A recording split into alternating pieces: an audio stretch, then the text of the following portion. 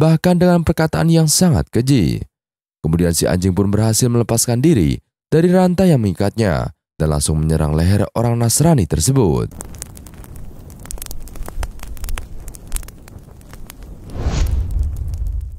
Assalamualaikum warahmatullahi wabarakatuh. Sahabat beriman yang dirahmati Allah Subhanahu wa Ta'ala. Bila dilihat dari sudut hukum fikih, anjing merupakan salah satu dari dua najis yang dianggap berat atau mughaladzah. Cara mensucikannya pun tidak seperti najis biasa, melainkan harus dibasuh 7 kali, yang salah satunya dicampur dengan debu. Memandang hukum ini, tentu kita akan berpikiran bahwa anjing adalah hewan yang hina, rendah, dan tidak berfaedah. Namun Allah Subhanahu wa Ta'ala telah menjelaskan dalam Al-Quran bahwa Dia tidak menciptakan langit, bumi, dan isinya dengan tanpa faedah. Semua adalah hak. Kita tidak boleh mencela apapun yang ada di bumi, sekalipun itu seekor anjing. Jauh sebelum Nabi Muhammad SAW diutus dengan syariat Islam, Allah telah memberi pelajaran berharga kepada Abdul Ghaffar dengan seekor anjing. Ia adalah Nabi Nuh, dan kronologi penamaan ini karena kisah yang dialaminya dengan anjing. Muhammad bin Hamad Ibnu Iyas al-Misari dalam kitab Badi al-Zur Biwakal al-Duhur mengkisahkan, Imam Kisai berkata bahwa nama Nuh adalah Abdul Ghaffar atau Yaskur. Disebut Nuh karena saat ia melihat seekor anjing bermata 4, ia berkata, "Sungguh anjing ini sangat buruk." Tiba-tiba anjing itu berkata, "Hai Abdul Ghaffar, yang kamu cela ukiran atau zat yang mengukir? Apabila celaan itu untuk ukirannya, sungguh seandainya aku bisa memilih, aku tidak ingin menjadi anjing. Dan apabila celaan itu untuk zat yang mengukir, maka sama sekali celaan itu tidak patut untuknya, karena dia adalah zat yang melakukan apapun yang dikehendaki." Selain itu, Abdul Ghaffar atau Yanuh meratap atau menangis dan menangisi atas dosa dan kesalahannya. Karena banyaknya dia menangis, maka dia disebut Nuh atau meratap. Setelah itu, ada kisah seekor anjing penjaga Ashabul Kahfi. Mereka adalah para pemuda yang teguh dalam mempertahankan iman dari raja yang keji. Mereka melarikan diri keluar dari kota, dan di tengah perjalanannya mereka diikuti seekor anjing. Hingga akhirnya anjing ini menjaga mereka selama di gua. Ulama berkomentar, anjing ini disebut Khidmir. Ia akan masuk surga sebagaimana Ashabul Kahfi, dan kisah lengkap perjalanan Ashabul Kahfi ini diabadikan oleh Allah Subhanahu wa Ta'ala dalam Al-Quran surat Al-Kahfi. Sahabat beriman, ada satu kisah tentang anjing pemburu yang disebut membawa pengaruh dalam mendorong 40.000 orang masuk Islam. Diketahui hal itu diakibatkan dari amarah seekor anjing yang disebut tidak terima saat mengetahui Rasulullah SAW dihina. Kisah ini diabadikan dalam kitab Mu'jamus Suku karangan Imam Az-Zahabi, dan berikut ini isi selengkapnya yang diterjemahkan oleh Ibnu Baswar. Menurut keterangan kitab tersebut, seorang hafiz bernama Ibnu Hajar Al-Asqalani radhiyallahu an bercerita, ada sekelompok pembesar Nasrani yang menghadiri pesta perayaan dari pemimpin Mongol. Usut punya usut, ternyata pemimpin Mongol tersebut telah murtad menjadi seorang Nasrani. Hingga tibalah salah satu dari undangan dalam perayaan tersebut melemparkan kata hinaan dan celaan pada Nabi Muhammad SAW. Sementara ada seekor anjing pemburu yang terikat di sudut ruangan yang sama. Bersamaan dengan itu pula, tiap hinaan yang dilontarkan oleh tamu undangan tersebut membuat si anjing menggonggong dengan keras. Tidak hanya itu, anjing tersebut terlihat mengamuk dan mencoba melompat hingga mencakar wajah orang yang melontarkan hinaan. Keadaan tersebut lantas membuat orang-orang yang melihat terkejut. Tidak sedikit dari mereka hendak menyelamatkan target sasaran dari si anjing.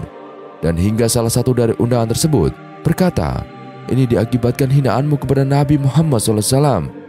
Mendengar hal itu, sontak membuat orang yang menjadi target cakaran anjing itu mengelak. Ia pun berkata, "Tidak, anjing ini hanya spontanitas karena melihat isyarat tanganku dan disangka aku ingin memukulnya." Beberapa saat setelahnya, orang Nasrani tersebut mengulang kembali celaan terhadap Nabi Muhammad SAW, bahkan dengan perkataan yang sangat keji. Kemudian si anjing pun berhasil melepaskan diri dari rantai yang mengikatnya dan langsung menyerang leher orang Nasrani tersebut. Karena kejadian ini pula, ada sekitar 40.000 orang Mongol berbondong-bondong masuk Islam. Salah satu tokoh pembesar Mongol yang memeluk Islam adalah Mahmud Ghazan 1271 atau 1304 Masehi. Orang Barat menyebutnya sebagai Kasanus.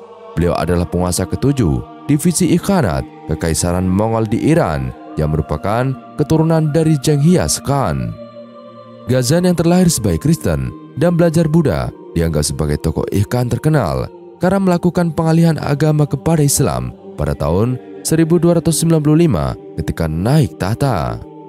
Puluhan ribu orang Mongol memeluk Islam setelah beliau menjadi Muslim. Pada masa sekarang pun hal serupa banyak terjadi, seperti Arnold van Doorn, seorang politikus Belanda yang anti-Islam, dulunya gemar menghina Nabi Muhammad SAW lewat filmnya yang berjudul Fitnah. Setelah berdiskusi dengan umat Islam dan mempelajari kisah Nabi Muhammad, ia pun memeluk Islam dan langsung pergi ke Madinah mengunjungi makam Nabi Muhammad SAW. Dia pun meminta maaf di depan makam Rasulullah sebagai bentuk tazim dan rasa penyesalannya. Sahabat beriman yang dirahmati Allah Subhanahu wa Ta'ala, kasih sayang Rasulullah terhadap anjing. Nabi Muhammad SAW bersabda, "Sayangilah siapa atau apa saja yang ada di bumi, maka kalian akan disayangi yang ada di langit." Risalah Islam yang dibawa Rasulullah menganjurkan manusia untuk menebar kasih sayang. Bahkan Allah pun memiliki sifat Maha Pengasih dan Maha Penyayang. Kasih sayang ditunjukkan Rasulullah tidak hanya untuk keluarganya, sahabatnya, atau bahkan orang-orang yang memusuhi beliau. Tidak ada batas untuk kebajikan yang beliau tebar. Salah satu target kasih sayang Nabi Muhammad SAW ialah hewan dan tumbuhan. Dan berikut kisah yang dikutip dari kitab Al-Maghazi. Waktu itu, Rasulullah memimpin pasukan muslimin dalam ajang pembebasan Makkah atau Fatu Makkah. Dari Madinah, berbondong-bondong manusia mengikuti arak-arakan ini.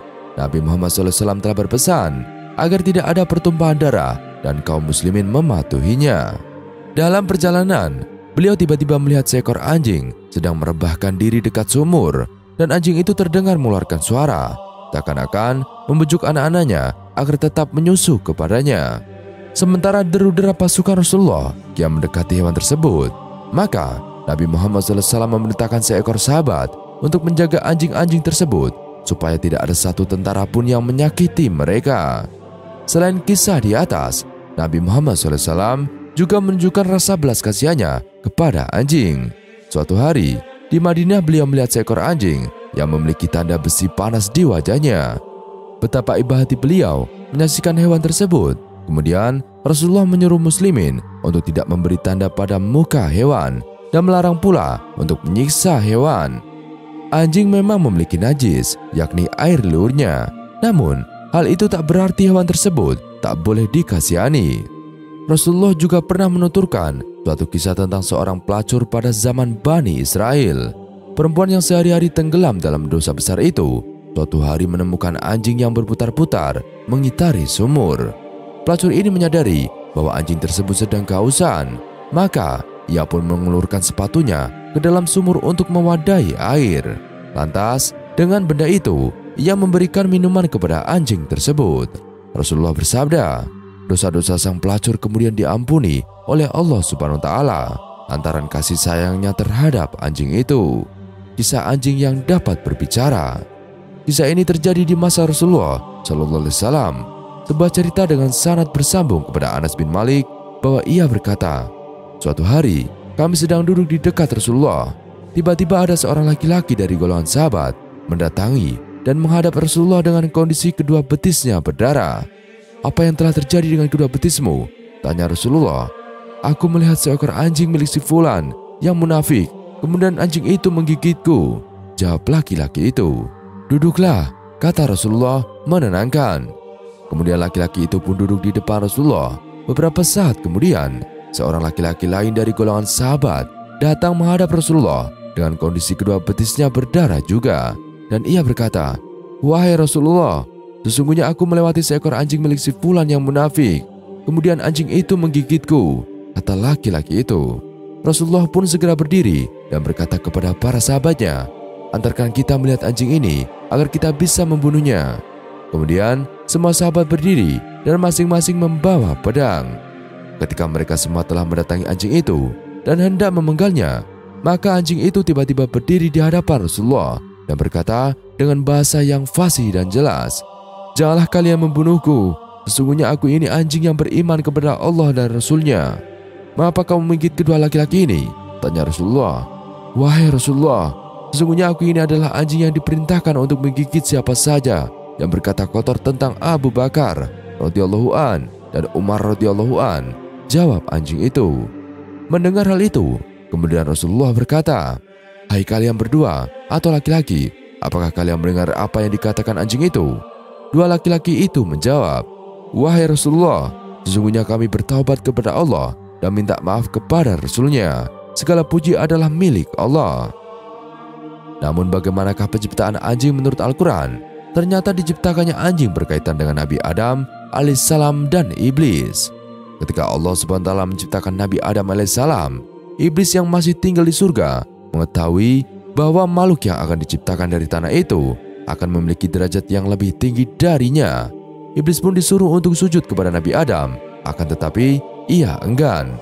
Nabi Adam alaihissalam yang masih berupa seenggok tanah dan belum ditiupkan ruh di dalamnya diludahi oleh iblis karena terdorong oleh sifat iri dan dengkinya. Ludah iblis itu jatuh ke bagian perut Nabi Adam alaihissalam, tepatnya area pusar. Hal ini membuat Allah SWT murka kepada iblis, lalu mengusirnya dari wilayah surga, dan iblis tertahan di muka gerbang surga. Kemudian iblis merencanakan hal buruk kepada Nabi Adam alaihissalam.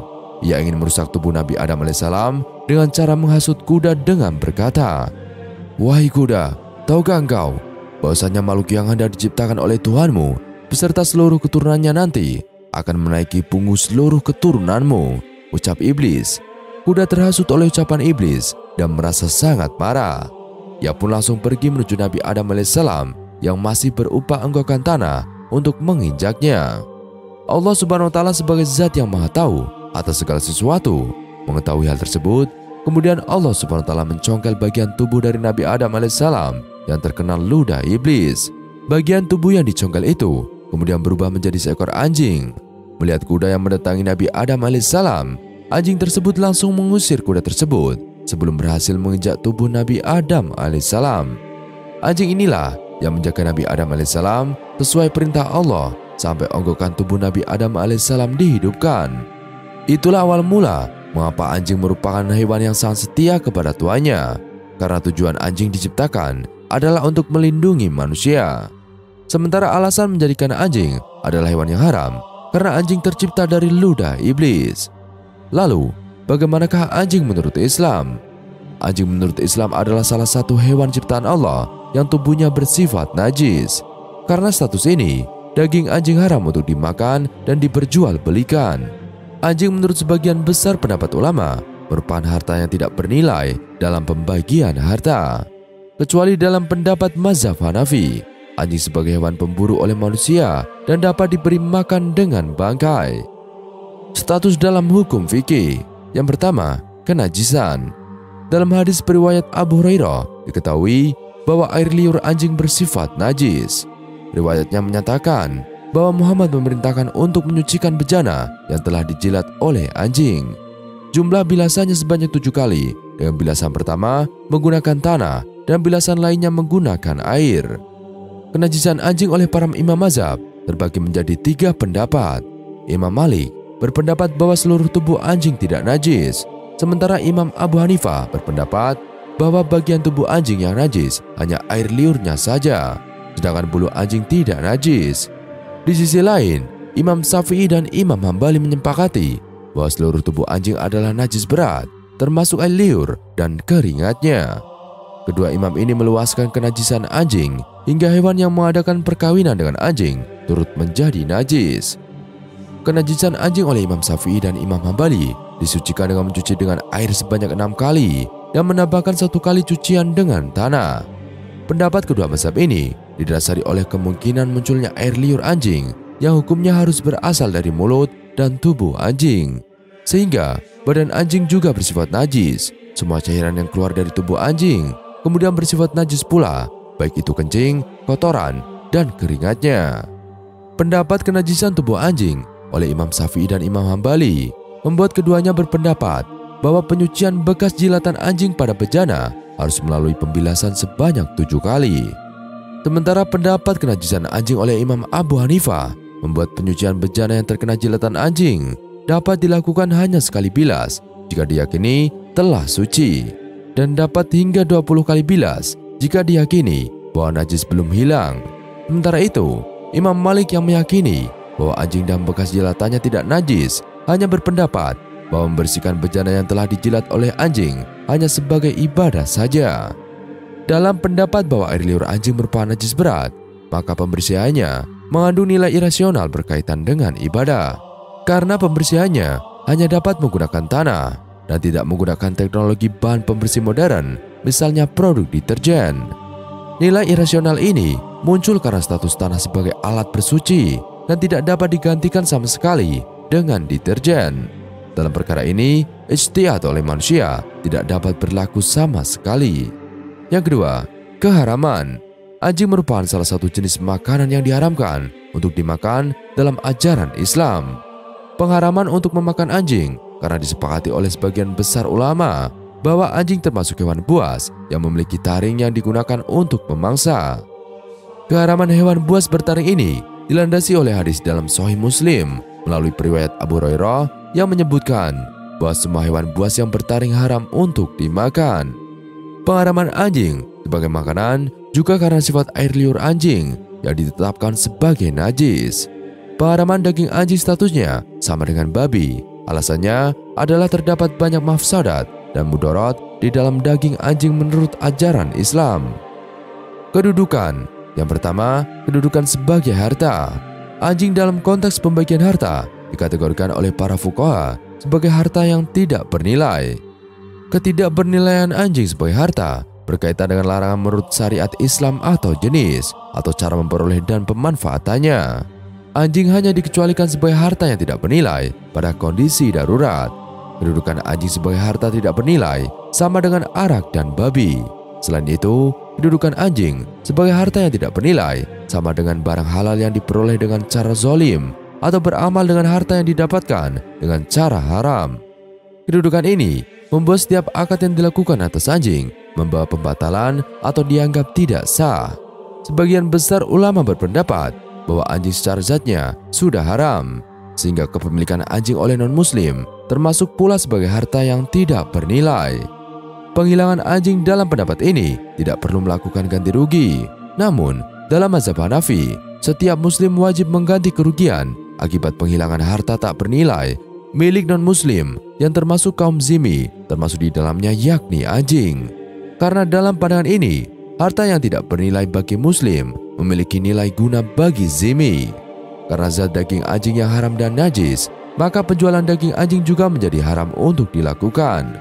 Sebuah hadis meriwayatkan Jabir bin Abdullah dalam Sahih Bukhari dan Sahih Muslim menyebutkan bahwa Nabi Muhammad SAW sebagai utusan Allah SWT menetapkan pengharaman atas penjualan arak, bangkai, anjing dan babi. Sebuah hadis lainnya menyebutkan pengecualian penjualan anjing bagi anjing pemburu.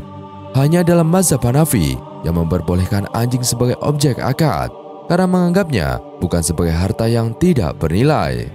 Penjualan anjing untuk kemudian dimanfaatkan, uang hasil penjualannya dianggap sama dengan memakan anjing itu sendiri. Ini didasari oleh pendapat bahwa memakan hasil penjualan dari makanan yang najis sama saja dengan memakan makanan najis tersebut. Pendapat ini didasari oleh hadis yang disebutkan oleh Musnad Ahmad yang menyatakan bahwa Allah mengharamkan sesuatu untuk dimakan, maka haram pula hasil penjualannya. Yang kedua, kedudukan sebagai peliharaan. Ijma ulama menetapkan bahwa bangkai dapat diberikan sebagai makanan bagi anjing pemburu. Pemberiannya dapat dilakukan oleh orang yang menjadikan anjing tersebut sebagai anjing pemburu. Memelihara anjing diperbolehkan untuk 3 hal ini. Dalam ajaran Islam diharamkan memelihara anjing di dalam rumah. Tapi jika ada umat Islam yang memelihara anjing untuk berburu atau menggembala ternak, diperbolehkan. Begitu juga jika anjing itu dipelihara di luar rumah sebagai penjaga, juga diperbolehkan. Diriwayatkan dari Abu Hurairah radhiyallahu an, ia berkata, Rasulullah bersabda, barang siapa yang memelihara anjing, kecuali anjing untuk menjaga ternak, berburu, dan bercocok tanam, maka pahalanya akan berkurang setiap 1 hari sebanyak 1 qiraat. Hadis riwayat Muslim dan Abu Daud. Jadi sebenarnya dalam Islam, anjing tidak boleh dipergunakan kecuali untuk 3 fungsi tersebut. Namun para ulama menarik satu ilah atau kuasa hukum berupa kemanfaatan dalam berinteraksi dengan anjing. Jika terdapat suatu manfaat tertentu yang bersifat halal, maka anjing boleh dipergunakan. Lalu, mengapa Islam mengharamkan memelihara anjing di dalam rumah? Berdasarkan penjelasan para ulama, anjing diharamkan dipelihara di dalam rumah karena air liurnya najis. Sains juga telah menyatakan bahwa air liur anjing ternyata juga dapat menimbulkan berbagai macam penyakit. Di antaranya adalah penyakit hidrofobia, yaitu ketakutan berlebihan terhadap air. Kontak dengan liur anjing juga dapat menularkan penyakit lain yang tidak kalah fatal, yaitu rabies. Jadi secara alami, memelihara anjing sebagai hewan peliharaan itu yaitu salah. Jika ada orang muslim yang tetap memelihara anjing di dalam rumah, maka dia bukanlah muslim yang taat. Jika ingin menjadi muslim yang taat, maka harus setuju kepada apa yang diajarkan Rasulullah, bahwa memelihara anjing di dalam rumah itu haram, dan air liur anjing hukumnya najis besar atau najis mughaladhah. Karena itu, Rasulullah bersabda, "Sucinya bejana kamu yang dijilat anjing adalah dengan cara mencucinya sebanyak 7 kali, dan yang pertama dengan tanah." Muttafaqun alaih. Selain itu, di zaman sekarang, hal itu juga dibuktikan oleh sains bahwa jika bejana yang telah dijilat anjing dicuci secara normal, ternyata bakterinya masih ada, dan bakterinya baru hilang jika dicuci dengan tanah. Jadi dapat dibayangkan, jika seekor anjing masuk rumah dan kemudian menjilat semua barang-barang di dalam rumah, tentu semuanya akan najis dan kotor. Namun meskipun anjing haram dipelihara di dalam rumah, Rasulullah tidak membenci anjing. Bahkan dalam suatu riwayat diceritakan bahwa Rasulullah pernah memerintahkan seorang sahabat untuk menjaga anjing supaya tidak ada satu tentara pun yang menyakiti mereka. Dan inilah alasan Nabi Muhammad SAW melarang kita mendekati anjing. Lebih dari 1400 tahun yang lalu, Nabi Muhammad SAW telah menyarankan untuk tidak bersentuhan dengan anjing dan air liurnya. Karena pada setiap harinya, anjing sering menjelati tubuhnya. Inilah yang memindahkan kuman-kuman pada kulit, mulut, dan air liurnya. Dengan begitu, anjing berbahaya terhadap kesehatan. Diriwayatkan dari Abu Hurairah bahwa Rasulullah bersabda, "Apabila anjing menjilat wadah seseorang, maka keriklah bekasnya, lalu basuhlah wadah itu 7 kali." Hadis riwayat Muslim. Diriwayatkan pula dari Abu Hurairah radhiyallahu an, Rasulullah bersabda, "Siapa yang memegang anjing, maka pahala amal ibadahnya setiap hari akan berkurang 1 qiraat, kecuali anjing penjaga atau anjing peliharaan." Hadis riwayat Bukhari dan Muslim. Dikutip dari Ensiklopedia Mukjizat Al-Quran dan hadis, bahwa hadis pertama dan kedua mengisyaratkan perintah untuk mengerik wadah bekas jilatan anjing dan haram mendidik anjing untuk kepentingan yang tidak mendesak. Ilmu pengetahuan telah berhasil menemukan beberapa kesimpulan yang mencengangkan berkaitan dengan kenajisan anjing. Dr. Al-Islamawi Al-Muhajir mengatakan bahwa penemuan baru dalam kedokteran menguatkan apa yang disabdakan oleh Nabi Muhammad SAW. Ketika itu, para dokter mengingatkan untuk berhati-hati saat menyentuh anjing dan mencandainya. Begitu pula untuk waspada jika terkena cairan yang keluar darinya berupa air liur yang dapat mengakibatkan buta. Para dokter spesialis hewan mengungkapkan bahwa mendidik anjing dan berinteraksi dengan cairan yang keluar darinya berupa kotoran, air kencing, dan lain sebagainya dapat menularkan sebuah virus yang disebut Toscarakins. Virus ini dapat mengakibatkan kaburnya penglihatan dan kebutaan pada manusia. Setelah melakukan pemeriksaan terhadap 60 ekor anjing, Dr. Ian Royd, seorang dokter spesialis hewan di London, Inggris, menyimpulkan bahwa 1/4 binatang tersebut membawa telur ulat di cairan yang keluar darinya. Ia menemukan 180 sel telur ulat dalam 1 gram bulunya. Jumlah ini lebih banyak dibandingkan yang ditemukan di lapisan unsur tanah. 1/4 lainnya membawa 71 sel telur yang mengandung jentik-jentik kuman yang tumbuh berkembang. 3 di antaranya dapat matang cukup dengan menempelkannya pada kulit. Laporan para ahli yang dipublikasikan oleh surat kabar di Inggris Daily Mirror yang menyatakan sel-sel telur dari ulat ini sangat lengket dengan panjang mencapai 1 mm. Ia akan berpindah dengan mudah saat bersentuhan dengan anjing atau mencandainya. Ia akan terus tumbuh berkembang dengan pesat pada bagian yang terletak di belakang mata. Sebagai langkah antisipasi, para dokter menganjurkan untuk membasuh kedua tangan dengan baik sebelum makan dan setelah bermain dengan anjing. Ini terutama ketika data statistik di Amerika Serikat menyebutkan bahwa terdapat 10.000 orang yang terkena virus ular tersebut, kebanyakan adalah anak-anak. Mengapa membasuh jilatan anjing harus dengan tanah? Para dokter mengemukakan alasan penggunaan tanah dalam menghilangkan najis yang berasal dari anjing. Dan mengapa membasuh dengan air saja tidak cukup untuk menghilangkannya? Membasuh dengan menggunakan tanah lebih kuat dalam proses steril dibanding membasuh dengan air. Diriwayatkan dari Abu Hurairah, Rasulullah bersabda, sucinya wadah seseorang saat dijilat anjing adalah dengan membasuhnya 7 kali, salah satunya dengan menggunakan tanah. Hadis riwayat Muslim. Dikutip dari ensiklopedia Mukjizat Al-Quran dan Hadis, bahwa dari penemuan ilmiah berkaitan dengan hadis tersebut adalah kesimpulan para dokter yang menetapkan bahwa dalam proses membasuh wadah bekas jilatan anjing harus disertai dengan tanah. Dalam sebuah forum tentang kesehatan umum, para dokter mengemukakan rahasia kenapa harus tanah dan tidak bahan lainnya. Dalam forum tersebut dijelaskan hikmah 7 kali basuhan yang salah satunya dengan tanah dalam menghilangkan najis jilatan anjing.